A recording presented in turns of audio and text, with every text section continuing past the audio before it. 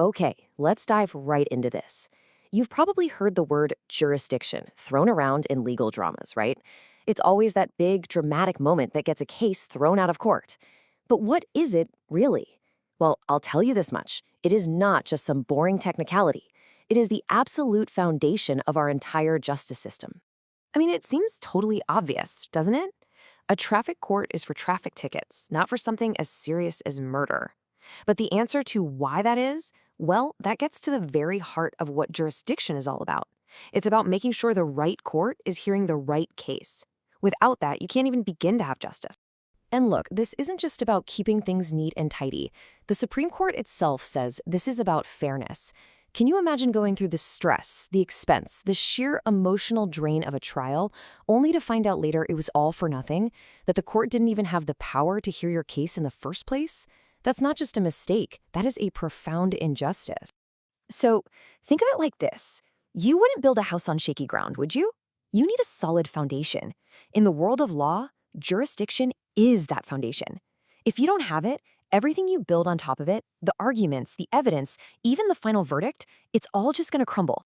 And this is the part that is so important to get. If a court moves forward without the proper jurisdiction, its judgment is completely, totally null and void. Legally speaking, it's like the trial was a ghost. It never even happened. All that time, all that money, all that emotional energy just poof, gone. Okay, so where does a court get this foundational power? Well, it all boils down to three essential, absolutely non-negotiable pillars. And get this, if even one of these pillars is missing, the court's authority just completely collapses. We can actually break it down into three simple questions: the what, the where, and the who. The court has to have power over the type of case, the location of the crime, and the actual person on trial. So let's take a closer look at each one. First step is the what. This is what we call jurisdiction over the subject matter. And this is key. This power comes directly from the law itself, from an act of Congress. A judge can't just decide they want to hear a certain case, and you can't just agree to let a court hear your case if the law doesn't give it that power to begin with.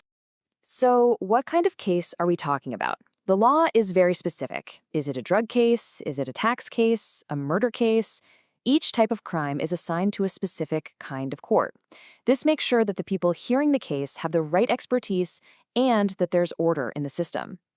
All right, next up is the where. This is all about territorial jurisdiction.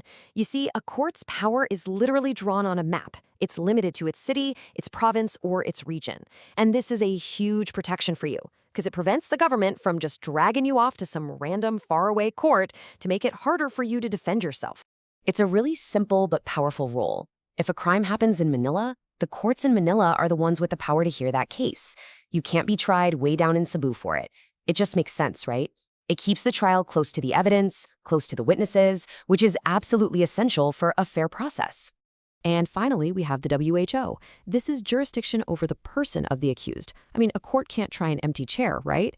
It has to gain actual legal authority over the individual. And that happens in one of two ways: either through a lawful arrest or when the person voluntarily shows up and submits to the court's authority. So the bottom line is pretty straightforward. For the trial to even start, the court has to have control over the accused, either physically, through an arrest, or legally, like when they post bail. Only then can the wheels of justice really start turning against that specific person. Okay, so we've got our three pillars. Now, with those in mind, how does the system actually decide which specific court gets which case? Well, it kind of works like a ladder. You have different courts at different rungs, each with the authority to handle crimes of a certain severity. So let's look at the two main workhorses of our trial system. On the first level, you've got the municipal trial courts, the MTCs. Think of them as handling the less severe stuff. And then, a step up, you have the regional trial courts, or RTCs, which handle the really serious crimes. But how does the law actually draw the line between them? It all comes down to this one magic number: 6 years. This is the main dividing line you got to remember. If the maximum possible penalty for a crime is 6 years in prison or less, it goes to the MTC. But if the penalty is even 1 day more than 6 years, it climbs up the ladder to the RTC. It's amazing how this one simple number helps organize thousands and thousands of cases. But it's not always quite that simple. Sometimes a special law comes along and carves out an exception. It creates specialist courts for very specific types of crimes or for very specific kinds of people. And this is where things can get really interesting because sometimes these laws seem to contradict each other. So, what happens when two different laws seem to point to two different courts? Like, what if one law says all high ranking government officials go to this one special court, but a different law says all drug offenses have to go to another court? Who wins? Let's break it down. Check this out. Let's say we have a mayor. As a high-ranking public official, cases against him would normally go to the Sandigan buy-in, which is our anti-graft court. But he's being accused of a drug offense, and the Dangerous Drugs Act is super clear. It says all drug chases, no matter who the person is, go to the RTC. So we have a conflict. The resolution? Well, the law has a simple principle. Specific beats general. The law about the specific subject, in this case drugs, wins out over the more general law about the person's job. So the case goes to the RTC. So after all that, let's bring it back home. How do all of these complex rules actually build a protective wall around you, around every citizen? Because this isn't just a game for lawyers. At its very core, jurisdiction is a fundamental right that protects every single one of us from the misuse of government power. Think about it. It protects you from being tried in some inconvenient, faraway place. It makes sure that the judge hearing your case actually has the legal authority to decide your fate. It stops the government from putting you through the nightmare of a trial that was doomed from the start. In short, it is a cornerstone of fairness and due process. So the next time you hear on the news that a case was dismissed because of a jurisdictional technicality, I want you to remember what that really means. It's not some clever lawyer trick.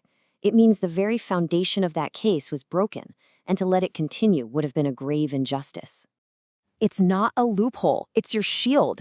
It's what makes sure that the massive power of the state is used correctly, fairly, and kept within the strict limits of the law. And that leaves us with one last fascinating question to think about. We know a court's power is set in stone by the law at the moment a case is filed. But what happens if, right in the middle of a trial, Congress passes a brand new law that changes the rules? Does the case have to move to a new court? Or does the original court get to keep it until the very end? Now that's something to chew on.